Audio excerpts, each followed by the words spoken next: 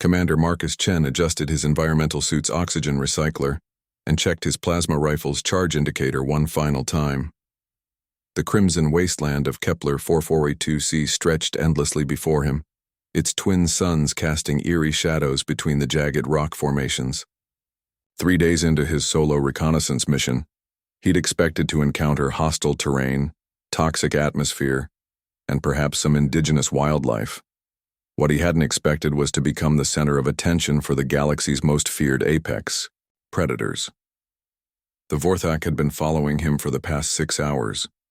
Marcus first noticed them as fleeting shadows darting between the canyon walls, sleek, obsidian-scaled creatures the size of earth tigers, but with elongated limbs that could extend like hydraulic pistons and retract at will.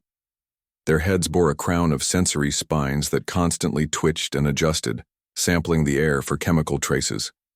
Most unsettling were their eyes, multifaceted like an insect's, but with an unmistakable intelligence that seemed to catalog his every movement. The Galactic Council's xenobiology reports had been clear about the Vorthak. They were pack hunters, of extraordinary cunning, capable of coordinating complex ambush strategies across vast distances through bioelectric communication. No sentient species had ever survived a Vorthak hunt once the pack had committed to their target. The creatures had wiped out 3 separate colonial expeditions before the sector was declared off-limits. Yet something was different about this encounter. Marcus paused at the edge of a deep ravine, ostensibly to check his navigation data, but actually to observe the pack's behavior. Through his suit's enhanced optics, he counted at least 12 Vorthak positioned in a perfect encirclement. They maintained optimal striking distance, close enough to attack instantly, far enough to avoid his weapon's sweep radius. It was textbook, predator positioning except for one crucial detail: they hadn't attacked. A soft, chittering sound echoed across the rocks. Marcus's universal translator struggled with the bioelectric frequencies, producing only fragmented phrases. Movement patterns, efficiency ratios, energy conservation. Were they analyzing his hunting techniques? Marcus made a calculated decision. Instead of continuing toward his objective, he deliberately altered course toward a cluster of indigenous creatures the Vorthak called Skrell, small rabbit-like herbivores that served as a primary food source. As he approached, Marcus activated his suit's silent mode and drew a monomolecular knife instead of his rifle. The nearest Skrell was grazing 50 meters away, unaware of the human's presence. Marcus studied the wind patterns, identified the creature's escape routes, and began a patient stalk that would have made his grandfather, a master hunter from the Montana wilderness, proud. He moved with deliberate slowness, placing each step to minimize ground vibration, using the natural rock formations to break up his silhouette. The Vorthak chittering intensified. Through his translator, Marcus caught fragments: minimal energy expenditure, terrain utilization, patience parameters. It took Marcus nearly an hour to close the distance. When he finally struck, the Skrell barely had time to register danger before the monomolecular blade found its mark. Clean, efficient, silent. The response was immediate. The entire Vorthak pack emerged from concealment and approached Marcus with a combination of caution and what he could only interpret as respect. The largest Vorthak, distinguished by silver-tipped spines and scars across its scaled hide, stopped 10 meters away and began a complex series of clicks and whistles. Marcus's translator worked frantically. Query: teaching pack leader human. Request: knowledge transfer hunting methods. Offer: protection, allegiance, territory rights. Marcus stared at the creature in disbelief. The galaxy's most feared predators wanted him to teach them how to hunt? The pack leader continued.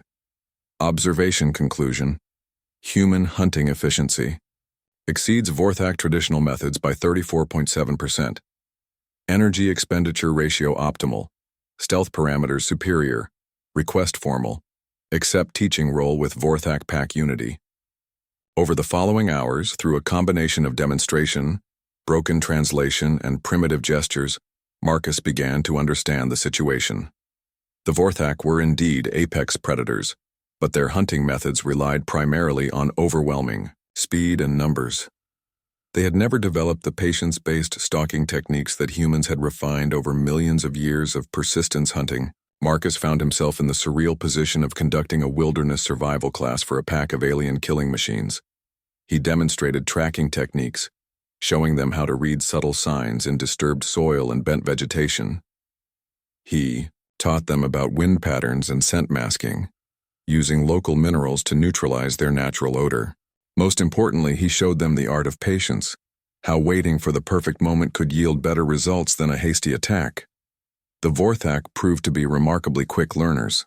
Their bioelectric communication allowed them to share knowledge instantaneously across the pack, turning individual lessons into collective understanding. Within days, Marcus watched them successfully execute a coordinated hunt using his techniques, bringing down prey 3 times larger than their usual targets while expending half the energy. When Marcus's extraction beacon finally activated, the pack leader approached him one final time. Gratitude expression. Knowledge gift invaluable. Reciprocal offer. Vorthak pack alliance with human species. Territory sharing agreement. Mutual hunting cooperation. As Marcus's rescue shuttle descended through the crimson atmosphere, he realized he had accidentally done something that 3 centuries of diplomatic missions had failed to achieve. He had earned the respect and alliance of the Vorthak, not through superior technology or military might, but through the simple act of sharing humanity's oldest skill. The Galactic Council would classify this as first contact success. Marcus preferred to think of it as the galaxy's most unusual hunting lesson. The pack watched from the canyon rim as the shuttle carried their teacher toward the stars, their bioelectric chatter already spreading word of the hunting humans across their vast territorial networks. Within weeks, human exploration teams would find themselves welcomed rather than hunted in Vorthak space, all because one soldier had shown a pack of predators that sometimes the best way to catch prey was simply to wait for the right moment. In the end, the humans had taught the galaxy's deadliest hunters the most human trait of all: patience.